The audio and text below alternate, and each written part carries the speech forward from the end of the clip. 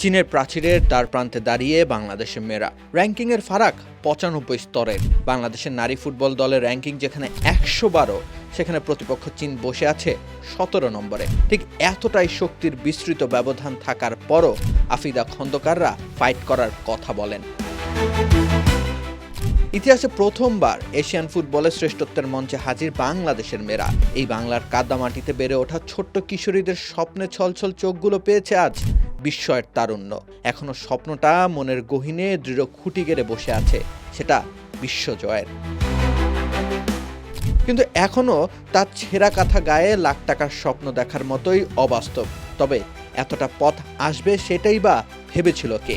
র্যাঙ্কিংয়ের ওই সংখ্যার খেলাকে তুচ্ছ করে মায়ানমারকে হারিয়েছিল ঋতুপর্ণা চাকমারা। সেখানেই অবাস্তব এশিয়ান কাপের টিকিট হাতে উঠেছিল তহুরা খাতুনদের।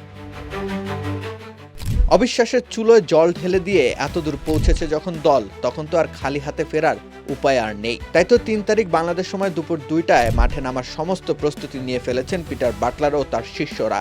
আকাশ কুসুম স্বপ্ন দেখতে চান না বাটলার, তার কাছে বাস্তবতা প্রাধান্য পেয়েছে। কিন্তু তবুও স্বভাবজাত খেলার ধরন থেকে বেরিয়ে আসার ভাবনা নেই তার। ৯ বারের এশিয়ান কাপ চ্যাম্পিয়ন চীনের বিপক্ষে ম্যাচের আগের দিন দ্ব্যর্থহীন কণ্ঠে বাটলার বলেছেন, শুধু মনে করি মাঠে গিয়ে আমাদের নিজেদের খেলাটা খেলতে হবে। আমি বড় কোনো আকাশ কুসুম স্বপ্ন দেখছি না।